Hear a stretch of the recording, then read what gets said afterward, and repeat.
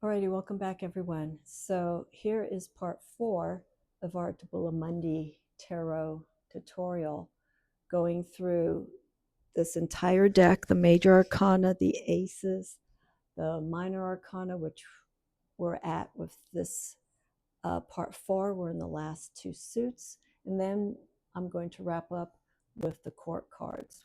Court cards, some people feel in the tarot, is some of the more unclear understanding of how the court cards work. And I will talk about that element when we get to that point. But here we're going to be focusing on the swords and discs. But I forgot to make mention when I was talking about our suit of wands and cups. There are 4 key words that are associated with these 4 elements. With wands, okay, we have the energy of the will. Okay, this is the wands is all of spiritual fire energy, this momentum, this inspiration that's coming from within. That is our willpower. And that willpower is shifted and shaped and formed through the energy of the will. Okay, and this goes through our desire to do things at an external level. And so ultimately with the suit of wands, the result is of getting things done, doing things, keeping things moving, changing its shape. Okay, so a key word for wands is the will. With our cups, okay, we're dealing with instinct, but emotional instinct. It's our connectingness to self-love and how that love gets put across in the conscious realm, how we love other folks, how we connect with people at an emotional level. And the word that goes with the cups is to dare. You would think, why would dare be part of the emotions, right? Emotions should be free-flowing. There shouldn't be anything that would stifle that energy to make it daring. But this energy is coming from a place of, again, how we are experiencing our emotions at that moment. Okay, and emotions can be daring. They can be challenging in so many ways. So with the key word for the Ace of Cups, for to dare, or I'm sorry, for cups, for to dare deals with what we will do. What are some of the risks? What are some of the sacrifices? What are some of the things that we are most receptive with? What dares us? What challenges us to reach this sense of joy, happiness, and love? Okay, so we have to will, or the will for wands, intuitive spiritual energy, creative energy, and to dare with the cups.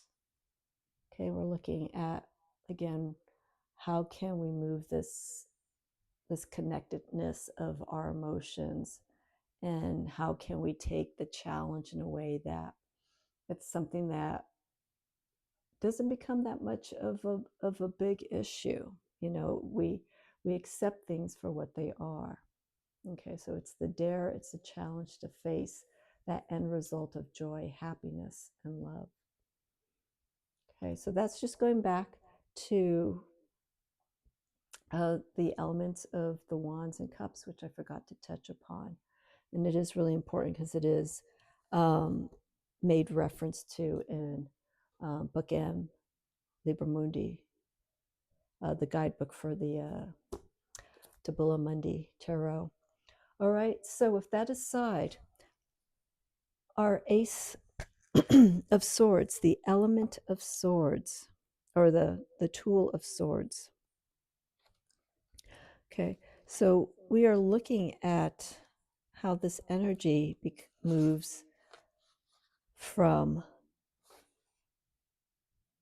fiery willpower energy, our connectedness, our challenge, the daring aspect of what it takes to face love with ourselves and with others.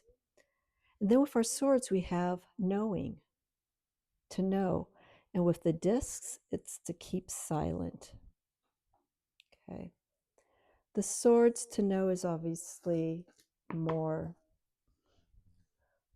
clear because we are talking about the understanding how our mind processes information and how we see things and how we interpret what we see. So I also want you to look at the power of the tool of the sword. Okay. The suit of swords has a rough depiction in a lot of the tarot decks because the swords, again, represent communication, intellectual exchange, perception, how we see things, how we see ourselves. And as powerful as the sword is, and the beauty of the sword is that it's two-sided. Okay? We need to see, to totally grasp the concept of the mind, the intellect, knowledge, is we need to see both sides of what's challenging us or what's coming to us to make a clear, rational choice. If we only see one side of a situation, we are not being fully honest in how we are going to make a choice about something, because we're just seeing it down a one-way street. We're not seeing both sides. We're set in our ways, which is a constant challenge for every one of us, you know, which leads us to this first card introducing us to our suit of swords. We have our wonderfully frightening 10 of swords. Okay, and the key word for this, some of these key words are associated with the Thoth Tarot. We have ruin, and we have the sun and Gemini. Okay, I'm going to put this aside so we could just focus solely on the suit of swords. Okay, so with our 10 of swords, the 10s are basically things that have ended. It is no more, and now it is to begin the next part of the cycle. Okay, remember the arcana, the major arcana, minor arcana, are stages of growth, cycles of life and experience that we have, and how it challenges us, how it breaks us, sometimes kills us, but also can allow us to be reborn and see things in a different light, in a better light, something that's more healthier. So with our 10 of swords, the sun and Gemini, okay? Now this is a tough card to really explain because the sun is our vital life source. It's what moves us, it's what gives us vitamins, it nourishes us. But here in the sign of Gemini, okay, Gemini is ruled by Mercury. It's all about communication. It's all about how we connect at that cerebral level, how we see things, how we interpret things. But it's basically the meeting of the minds here with that sun of Gemini. But here, our sun in Gemini for our 10 of swords, this is the end of thoughts that have not benefit us in many ways. It could be influences that we thought were to our betterment, but ended up not being fully utilized or maybe used in a improper manner. We have the Orphic egg. The Orphic egg is representatory of creation, life. Okay. This is not working. This is not working. So this card can be taken in many different directions. Again, based on the readings that you're doing with this deck and the cards that surround it, if there are other cards that surround the Ten of Swords that show that it is favorable in the sense that there is growth and change and release coming from this, this will support this energy of moving forward, which we see here. This is the dawning of the day. Or again, if it's cards that are supporting this in a negative manner, this could be the end of the day. And this is the work that we need to work on. Okay. We have this dark half, okay, that we need to work with. Okay. And come to terms with and also accept that anything that we've made choices on in our life, that's it. There's no way of going back.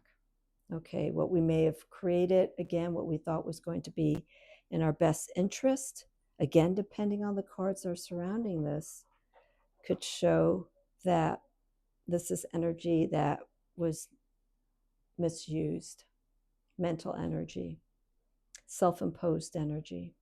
Okay. As always, destruction, the ending of something, there is the beginning of a new chapter. With this Ten of Swords, we can see this energy going in either direction. We're either going to stay in this realm or we're going to go and move on in a new direction.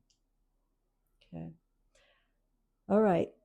So we got our Nine of Swords. As I mentioned, the swords is one of the more difficult suits in the tarot. So take the imagery that you see in this deck as meaning, knowledge, nothing to fear from. Okay. Our Nine of Swords. Now this is Mars and Gemini. So we're going through, still continuing, going backwards with the suits from 10 to 2. So with these decans, we are the last 3 decans, 10, 9, 8 in the sign of Gemini. But here we have Mars and Gemini. 9 of Swords. So we're seeing this abundance. But I shouldn't say abundance, but we're seeing this challenge, this overwhelming, stifling sense of the mind just not taking control, just letting all this heavy energy build up. It's a mental burden. It's going through stones.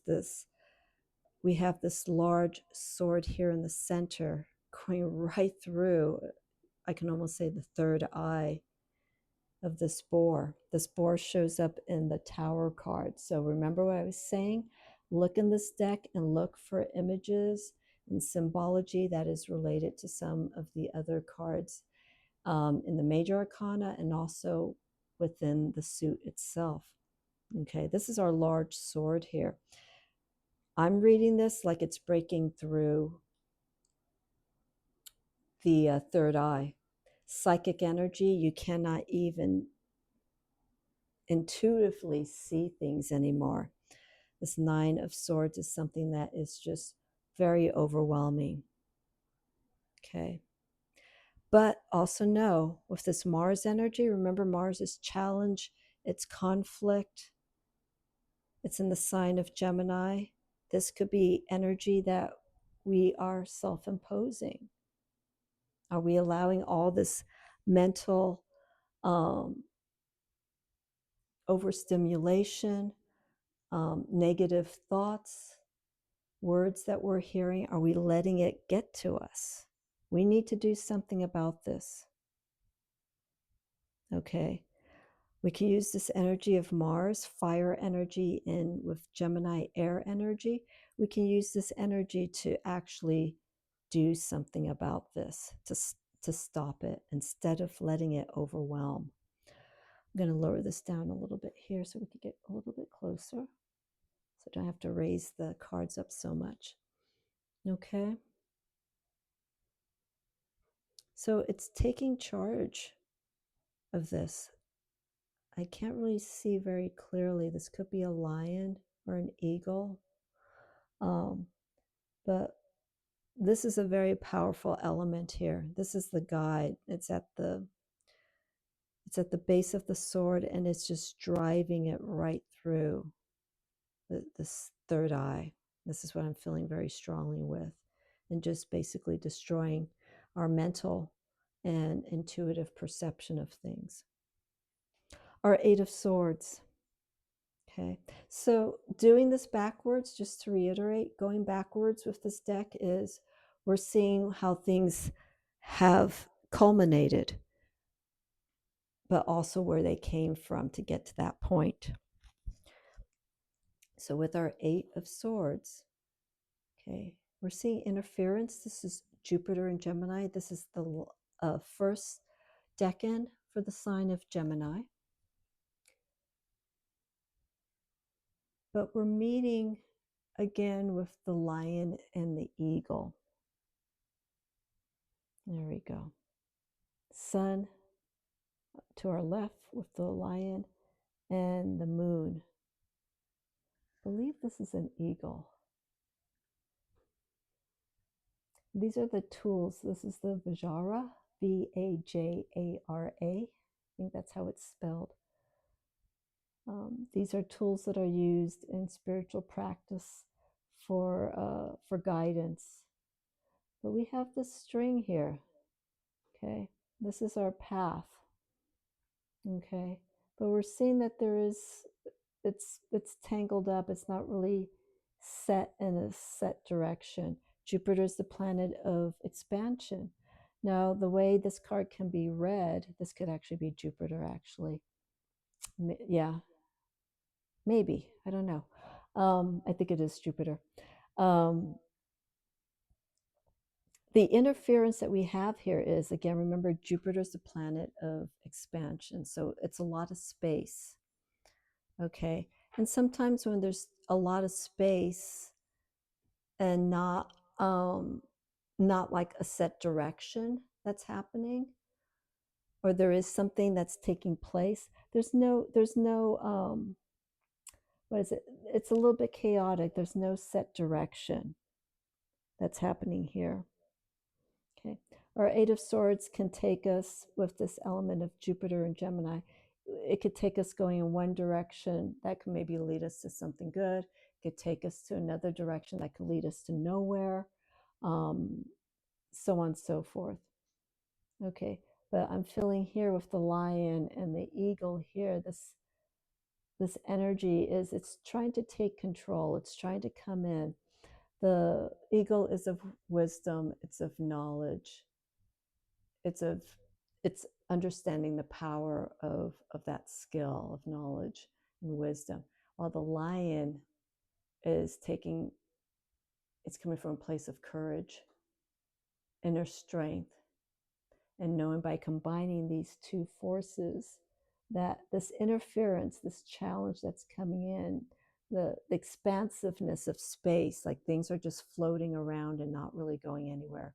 These two forces can come in and tie this path to move it in a set direction. Okay. Here are Seven of Swords. Okay, if you look closely here, we have a camel in a desolate environment. This is the moon in Aquarius. So we're now going to be going to the 5, 6, and 7 of Swords, all associated with Aquarius, but again, different planetary placements.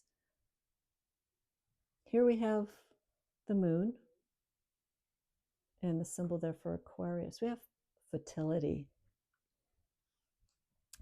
Fertility with our Seven of Swords is basically, again, sort of relating to this, is having these tools, having all of this knowledge, but not really putting it to good use. Okay, we see the planet, I don't know if it's, we could say the full moon, right above, but we see this energy, it's becoming centered.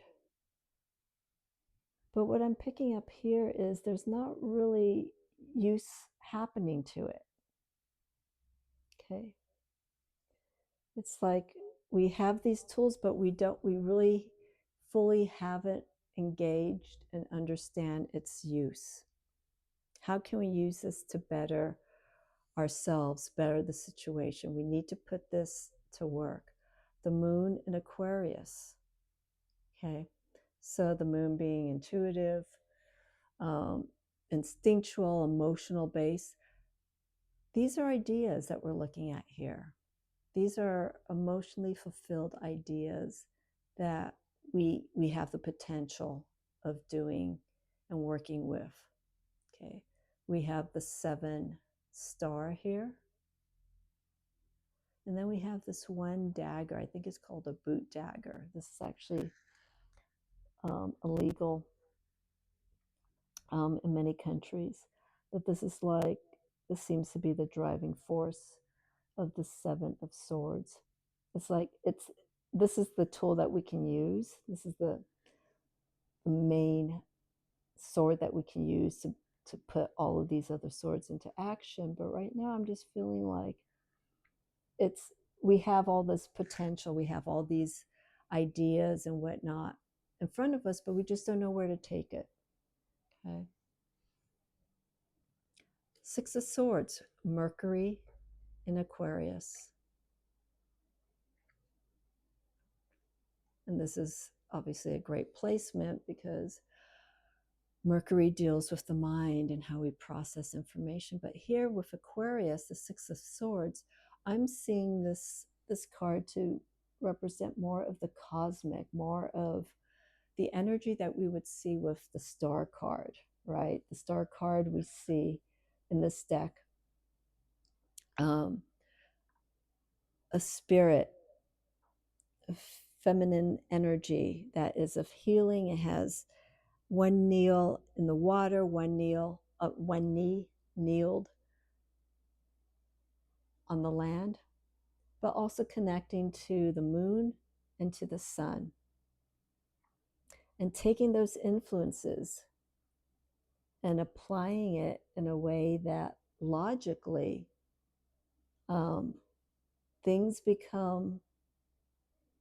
ideas become a little bit more,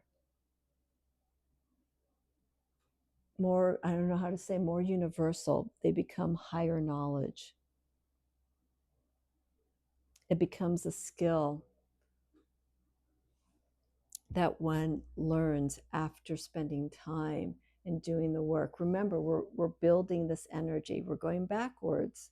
But here with our 6 of Swords, we're seeing the information that we know and that we are understanding and working with, and using it to the benefit of others.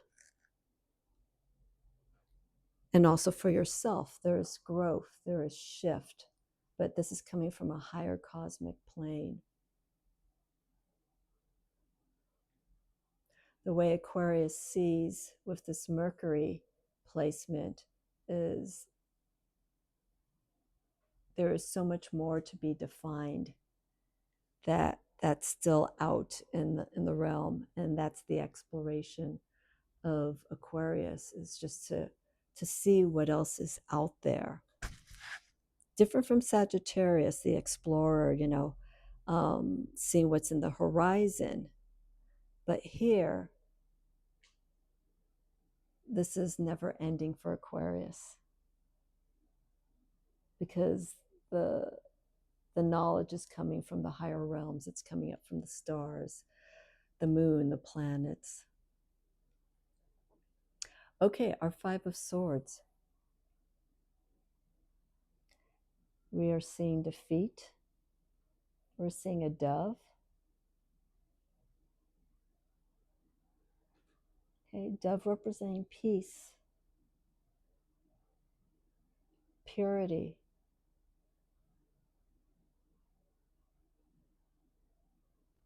With our Venus in Aquarius. Okay. This idea of love and well-being is being destroyed. The fives, again, in the tarot, these are crossroads, these are challenges that come throughout the suits in different ways based on their elements. Here we see an outside element of an eagle, a challenged eagle that is just breaking into this realm of love. And this is almost not a violent card the way I'm seeing this, because I mentioned about the eagle being higher knowledge, wisdom. It seems like it's trying to destroy the perspective of the peace and the love and the no fighting of this dove, and making this energy more of the realization of what's happening. Okay, that things aren't obviously all peaceful and calm. This is more or less the reality of a situation here. And then, of course, we have the broken swords, which is interesting. It looks like it's basically two swords that are snapped in half, or they're broken, but they're still protecting the egg here. They're still protecting this creation, the idea of what's happening in here in this Orphic egg. This is very feminine energy here with the triangle. It's broken, but it still has this protection. I'm also feeling that it's also a very masculine force coming into this card and challenging this role of the dove. So this is more or less the challenge of ideas of what we would see, what we would think of something that is very peaceful, but in reality it's coming, this strong external force is coming in and just breaking this and destroying it, because it's the reality of things. Okay, I'm not saying that there isn't any growth or any love coming from this card, but we're seeing the challenge that may come from it with this Venus placement. Venus is also ruled by the Empress card. And Empress is all of the land. It's all of protecting that beauty, protecting nature, which we're seeing here. But the swords are broken here. Here's the Vajra again. Here is our Four of Swords. Now what's interesting here is I want you to look. We have here, we're moving into Libra. This is our Jupiter in Libra. We're seeing how this is broken. We have here truce. Very interesting. It's like we did have an understanding, and we did meet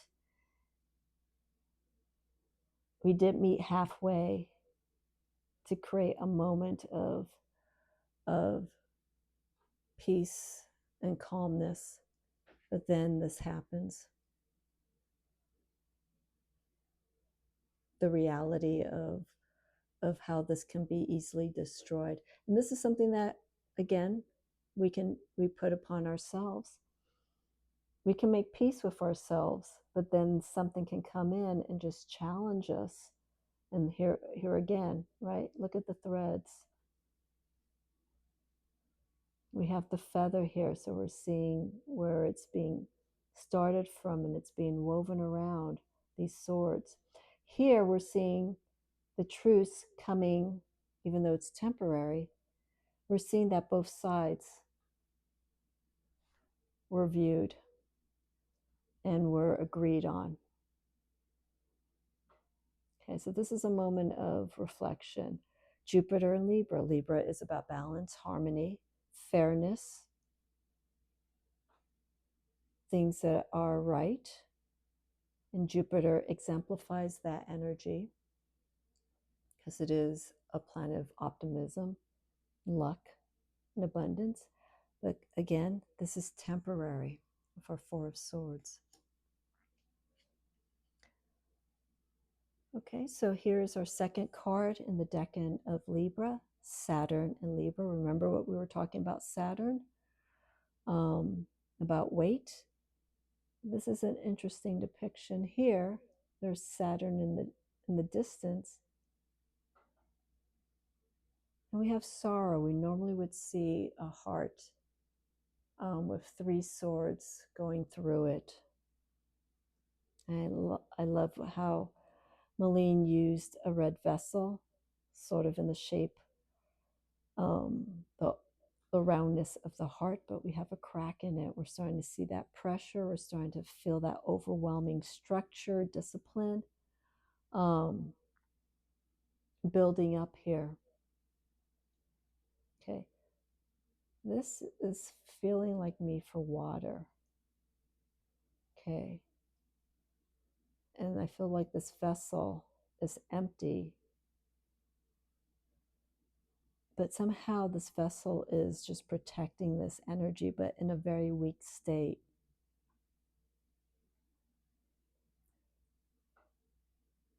There's too much force that's being placed here on the heart, on the feelings. This vessel is trying to withstand the energies of Saturn, but it's starting to crack under pressure. Okay. So Saturn is Earth, Libra is ruled by Venus, it is an air sign. So it's the harmony that we have here. We do have this oval circle that's within this, but it's not fully developed. Or maybe it was and it lost its form and it's being exposed. This is what's revealed inside this. And we're seeing weakness. But again, we know that we can work with that and move it to a place where we can gain some understanding. Okay. The Saturn in Libra is going to be challenged. Okay, those scales are going to be tipping back and forth. Maybe more on the heavier side, more on the downside, more of the weight. Libra with the scales, we always see the heart and the feather being depicted on the scales. Here the heart is, I could say, it's almost on the upright, it's not on the lower part of this image, but it's suffering. It's feeling, again, the force of Saturn. And now our Two of Swords. Here's peace. This is where we start off with, and here is the feather. And here is the vessel. Okay, and we see the opposing elements, the moon, water, air. Air and water coming together. And we see the shape. This is a meeting, an understanding of the emotions. Libra also represents relationships. And so we could see a balance of understanding two different points of view in a situation. But again, making peace. Okay, I'm going to put these three cards together because we could see where this energy keeps going back and forth. We have peace, sorrow, and truce. So in this deck in particular, we're seeing a lot of the back and forth of this element of air, the suit of swords, the mind, how it shapes us, what it represents to us, the swords. It's a lot of back and forth. It's a lot of give and take. It's a lot of energy to work with, and that's why mentally things are harder than maybe with the emotions, because at times emotionally we make choices that are heart ruled, and then there are times where mentally we are overwhelmed, there's no balance, and we make choices just for the sake of we have to make a choice, and we're not thinking clearly, and we're not feeling it fully. The Two of Swords is a combination of that with this moon in Libra. We're feeling the balance. And when we feel balance within ourselves, guess what? Mentally, rationally, we can make clear choices.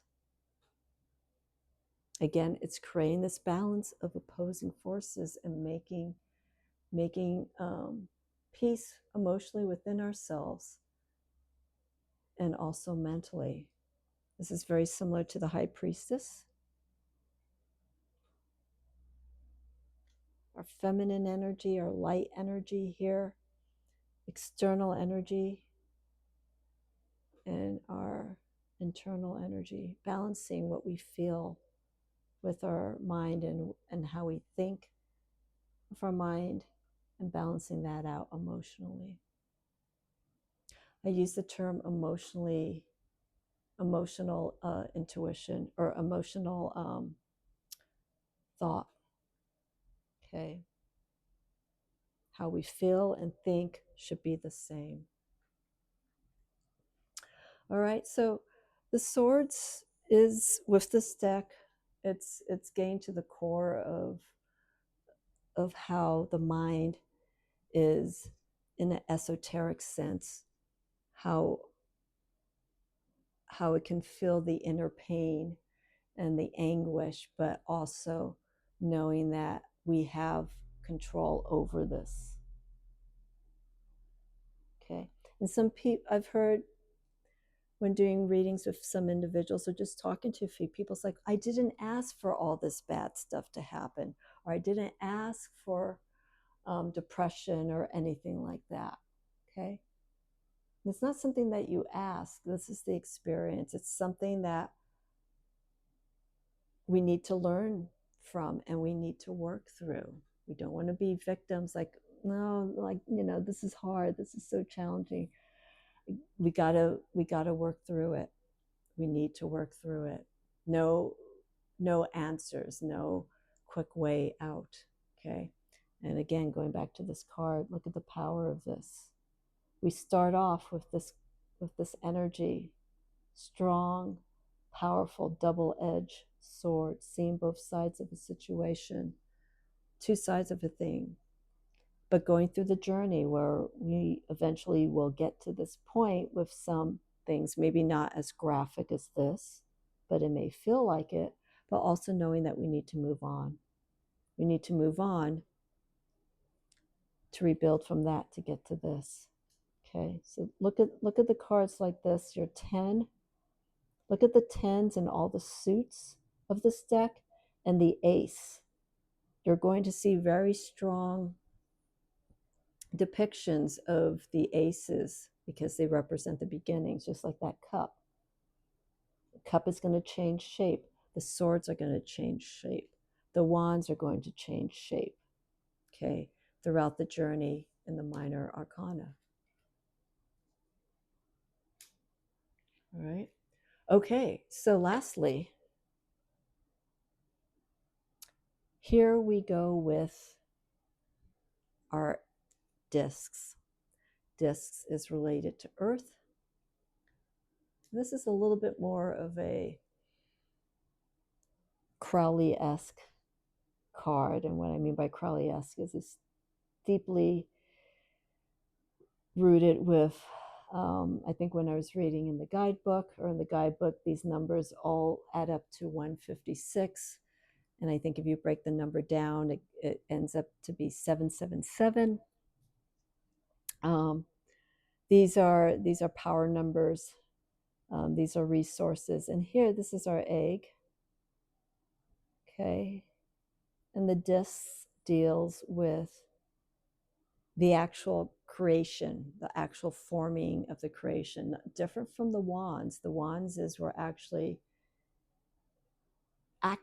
actively forming this, but here we're looking at the resources, what we're putting into this formation. Okay. The formation is us. How are we creating us? How are we creating us through our minds? How are we seeing things? How are we creating us through our feelings? How are we creating ourselves with this fiery energy? But here we're actually looking at the shape itself. Okay, and remember with the discs, it means to be silent. And I feel the term to be silent. Most of the earth signs, they, like Taurus, Virgo, and Capricorn, they all approach work, because those are the three signs that are associated with work, but they have different directions for work. The discs of being silent is actually focus. It's actually what you're doing when you're working. Okay, there's not really, when you think about this process, and especially if it's something that you're really enveloped in, there's a lot of focus, there's a lot of concentration, there's a lot of energy that's being placed into what we are building. So there is this sense of silence, a sense of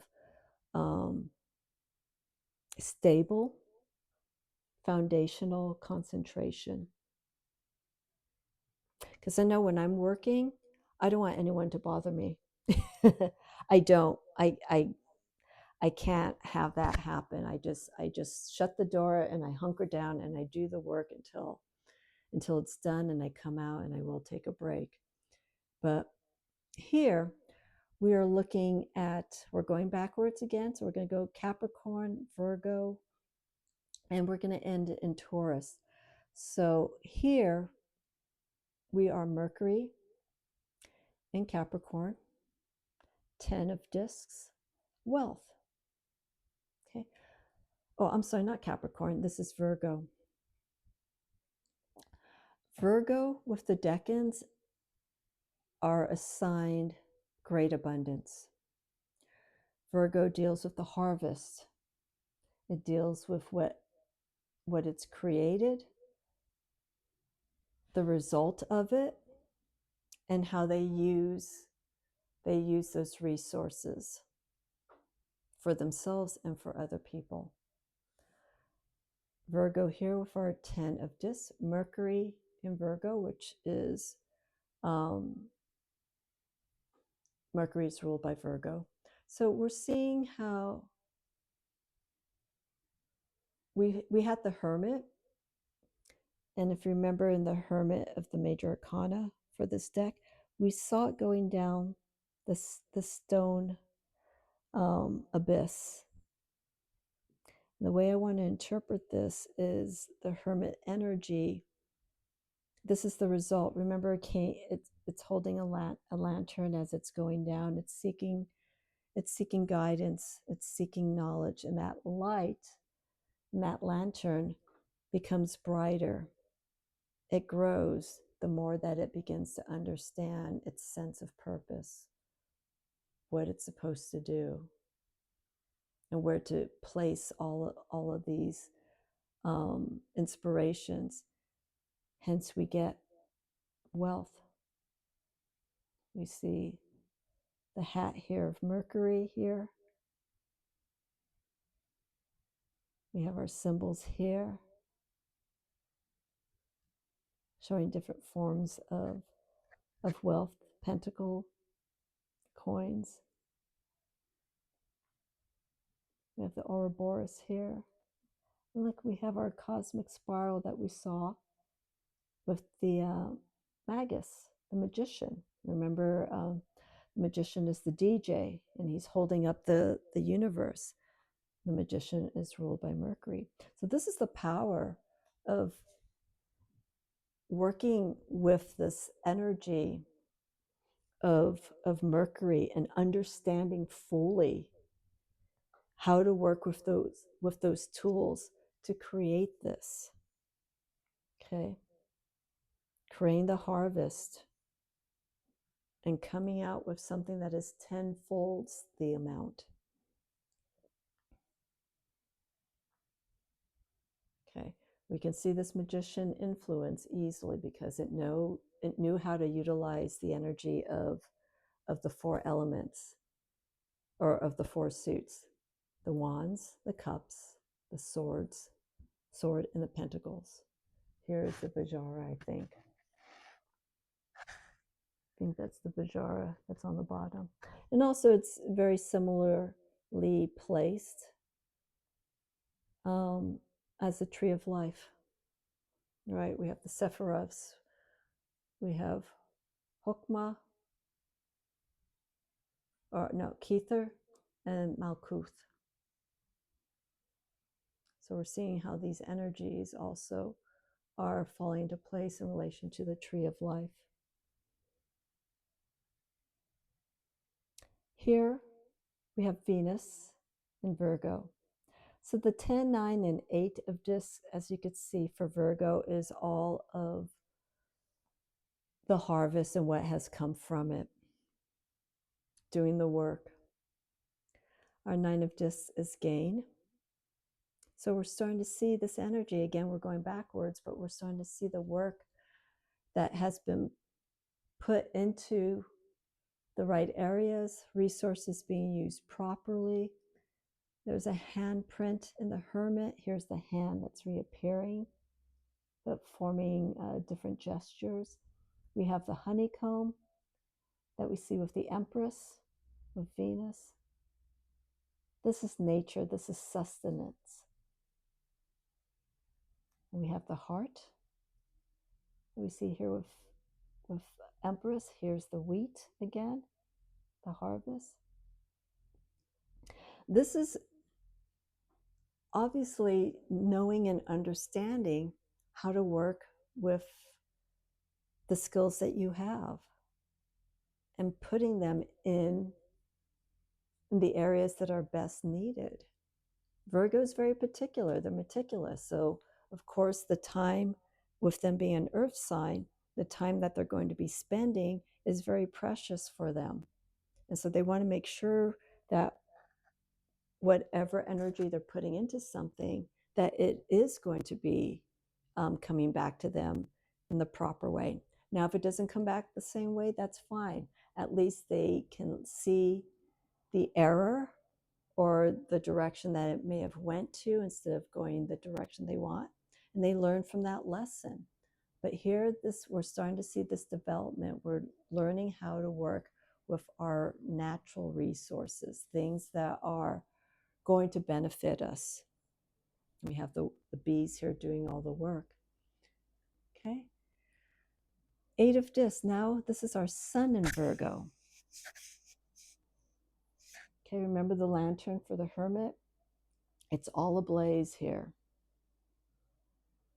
We have the 8 eggs, our creation, our growth. We're taking care of this. This lantern's also keeping this warm. It's incubating. This is protecting. Remember, the sun is our life force. It's vitality. The sun is all about gain. Okay, so we're seeing this energy shifting up, down, constantly. This is all a flow. And so we're seeing, we're going to see when we get to the 2s, but we're going to see this development of growth within ourselves. Okay, these are parts of us, our creation. We're taking care of this. Another thing with the discs relates to health. How are we taking care of ourselves? Are we doing the work to maintain a healthy form of energy, which we have here with our sun in Virgo? And Virgo rules the sixth house, which is also the house of daily, everyday living patterns, things that we do on a regular basis, also of health, of pets. That's ruled by the sixth. That's Virgo in the sixth house. Virgo rules that sixth house. So as you can see here, 8, 9, 10. Okay, we have the sun, Venus, and Mercury. We're seeing these three luminaries and planets coming to full force in this sign, inspiring the energy of Virgo through the planets to work in the way that is best suited. Okay, so now here's something different. Okay, oops, let me put this in this order.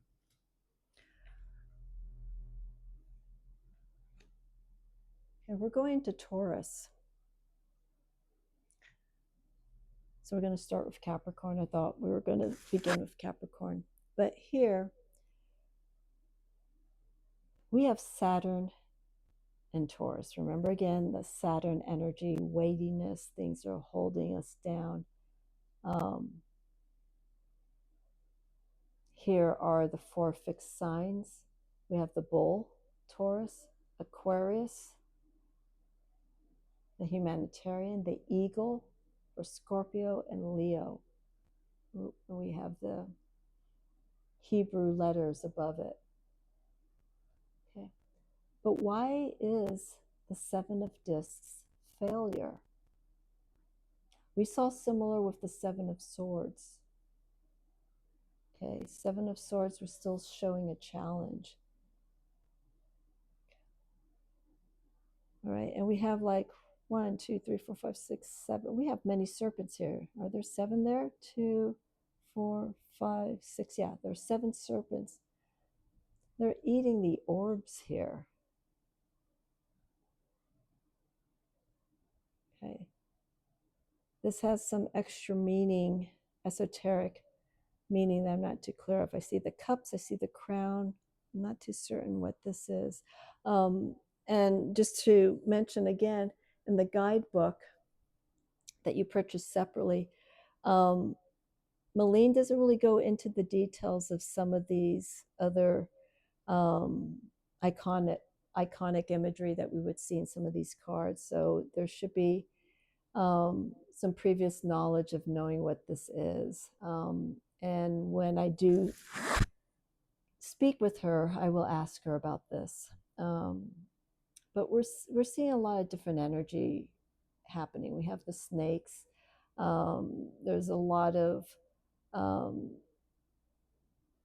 movement that's just not being in the benefit of Taurus. Okay. Something went wrong here with our 7 of discs. Okay. And I feel this card's coming more from not using the tool of the discs, using certain influences in the proper way. And instead, it came in to start challenging and to hold back from us moving forward in our goals.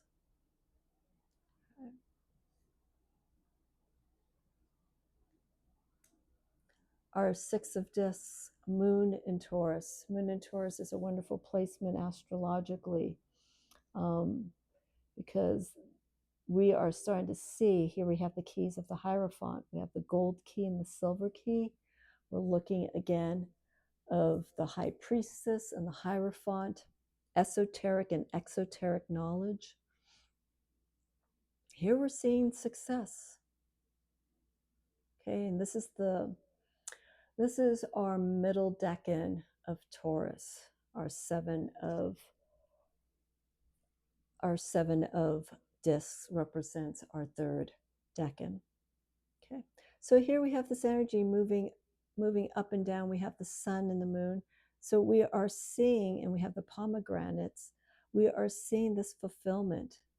We're seeing the care that's placed into what we are spending our time in. This is the benefit of and the result of putting all this work and starting to see the results developing. Okay, this is our moon in Taurus. We feel it and we're seeing it, and it's starting to influence Taurus and inspiring, because we're seeing that we are taking these steps in the right direction. Okay, another one for Taurus.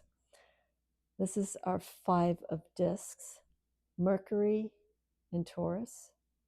Okay, remember our DJ? He was the magician, the magus, out in the celestial realm. But now the person who was in control of those suits, wands, cups, swords, and discs, is no longer in control here. Everything is bound. There is a concern. The keys aren't even here. The key to unlock all of this. Okay, so Mercury in Taurus is basically, well, we have the key here, but it's not even anywhere being utilized for this. We have small elephants. Elephants are workers. But there's a concern here with Mercury in Taurus regarding what's going to be the outcome. You know, as soon as we start questioning something that we are working on, developing, second guessing, this is when we start seeing this happening. Okay, we actually have like a stake or wood tool, looks like a stake, going right through the turntables of the representing the pentacles. Okay, we're starting to see things that are being held back. This feels more Saturn-like than Mercury, but we're starting to see the mind placing this energy into things that, instead of moving forward, we're starting to put second guessing into this. We stifle the energy and the momentum of where we want to direct our beliefs towards something that we are working towards. Okay, and this comes in with worry. That's the opposing element of Mercury. Too much thinking, too much over processing about something is not doing work. It's going to hold back that energy of Taurus and not really get the momentum of where it needs to go. And Taurus and the discs all relate to Earth. Those elements in the tool of discs, things take time. Things move very, very slow. And so having this Mercury element come in of overthinking just breaks up the steadiness of where things were going. Okay, our 4 of discs, this is our sun in Capricorn. So we are in our last 3 cards for the decan I'm sorry, we're in the last 3 cards for the decan of Capricorn. But also take a look at the major arcana card, the Devil. Okay, this is around the waist of the Devil, okay, at the hip. We have the sun in Capricorn, power. Capricorn as an earth sign, because it's ruled by Saturn. Saturn also for Capricorn deals with tradition, things that are things are like abiding by the rules, working in a set way. That's the power for Capricorn. And that's what we're seeing here. This is the last decan. The sun for Capricorn, it's motivating this. It's inspiring this sense of control, power. This can be a negative card, again, based with other cards surrounding it. But this card, as we could see, related to the devil. The devil deals with things that we are holding on to. There's certain patterns that we find challenging to let go of, but we still go back to it. We build a connectiveness to it. It's the devil saying, I got your weak spot, and we're going to keep you weak, and we're going to keep you bound to it. The same goes here with the use of power, the abuse of power.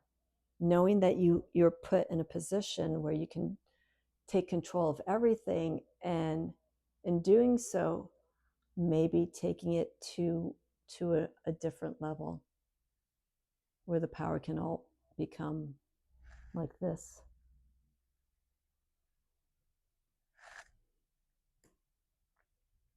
All right. Mars and Capricorn are 3 of discs work. I believe this is sulfur, salt, and I know this is Mercury.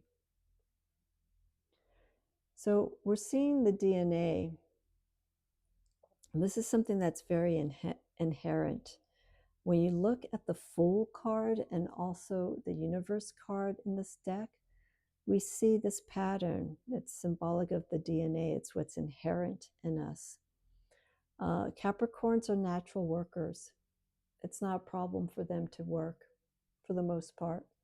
And this Mars placement actually pushes Capricorn. This could be a card, again, that could also indicate someone who is a workaholic, someone where their priorities is work first, everything else comes later. Why do Capricorns enjoy working so much? Because it's seeing what's being produced in front of them. It's the end. It's getting to the end result and knowing that they were part of this process. And they will do what it takes to make sure that that process gets done in the way that they best see fit. But also that mindset of work, that work ethic, that hard work ethic can also come into play in relationships. Sometimes there's a hardening that comes into the relationships that they have with themselves, which in turn reciprocates to relationships with other people. But again, astrologically, this is all based on the placement of where Capricorn is, if you have Capricorn in your chart. So here we are seeing this inherent natural desire to work and to keep working. Dedication. And lastly, here's Jupiter in Capricorn, 2 of discs. This card came up in a reading that I did on my recent live. So Jupiter, luck, growth, abundance. But with Capricorn, this comes through the work. And as we do work, it's having this openness that as we're working, we're changing. We're experiencing something new. If we do the same thing over and over and over again, even though we enjoy it, there's not much growth coming from it. We're finishing, we're starting the project, seeing it through, and that's it, and we're doing it again. But with this card here with Jupiter, we like to see that energy change. We like to see this develop into something different, something greater. And this involves balancing a lot of different things. while this change is going into play. Okay, we have the I Ching here. We're placed between two mountains here. Also, we have the time, Capricorn being ruled by Saturn. We're seeing the sands of time passing as we go through these different experiences. But for me, this card represents the shift of the individual as they work into different things. I like to see growth in many different areas of my life and in other people's lives. You know, there's some people who just want to keep it simple. For them, they think it's simple. They just like to do the 9-to-5 job. There's no issues. They know they have steady income. It's enough to provide for food, the family, and that's it. They don't want anything more. Their life is already set for them. And so usually someone who has that kind of lifestyle tends to be very earthy. They're very grounded. It's a fixed sign. Taurus is a fixed sign. Taurus tends to be, because they're also ruled by Venus, they kind of like the comfort of things being simple. They don't like change very much. And me being a Taurus, interesting enough, I do like change because I do get bored with things that are the same things over and over again. So I like to move on and I like to explore other things, which may be why I have Sagittarius in a certain house, because I like to expand the horizons of other things and seeing what else is available to us. But here with Capricorn again, Jupiter is fire, Capricorn's earth. We still see this structure, this, you know, this routine that's happening, but the routine that we are seeing is moving in a direction to experience something new. Okay, again, the expansiveness of that planet of Jupiter. That's my interpretation for this card. Okay, and we have the support of those two mountains on either side of the hourglass. Okay, so that's what we have here with our discs, our 10 of discs to 2 of discs for our minor arcana. Again, this is dealing with to be silent, to basically listen to the process of the work that you're doing, to what you are spending all your time and energy in. Listen, experience it. Our swords, okay, knowledge. How can we use knowledge to break through these challenges? Okay, there's quite the journey in this deck with the swords. It doesn't necessarily mean that this is what's going to happen to everyone, but we do go through different aspects of this experience of the swords. Okay, it's just at what intensity do we allow this energy to come and overcome us? Okay, because remember here, this is where we start. Okay, I want you to look at that. And then here, let me do it like this. Look at that, very simple. How do we get from something simple to this?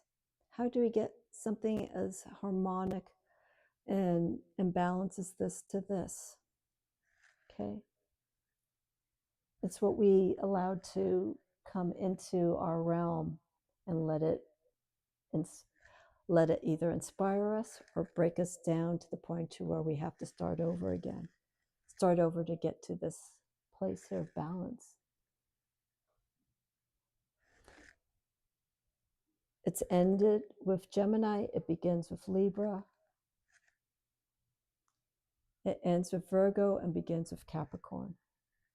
Okay, so think about those properties, characteristics of those signs when going through the minor arcana with this particular deck.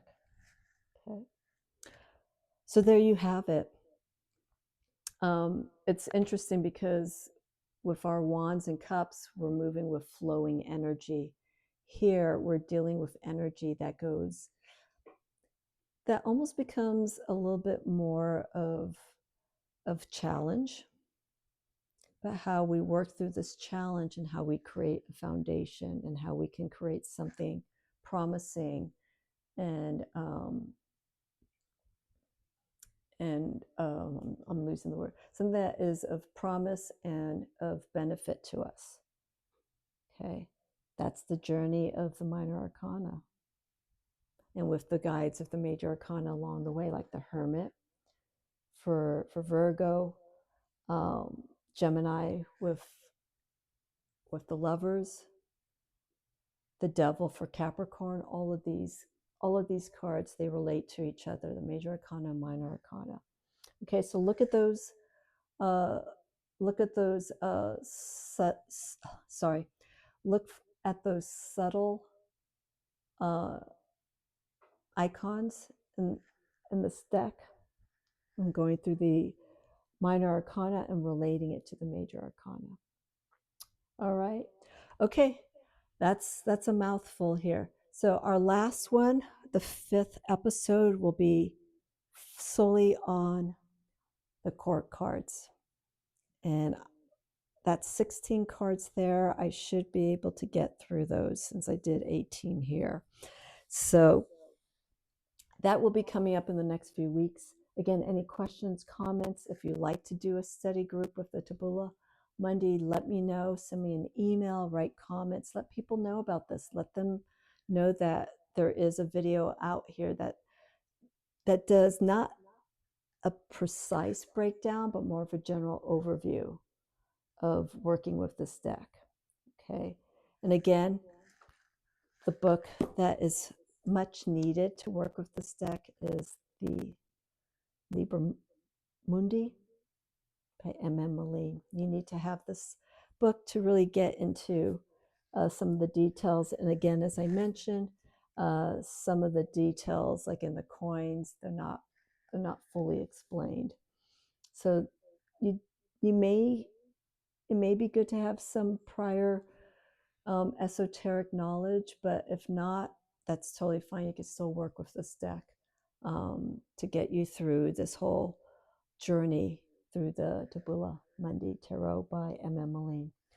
Alrighty, enjoy, and I will see you again in the next few weeks with the last video for this. Have a great week, everyone.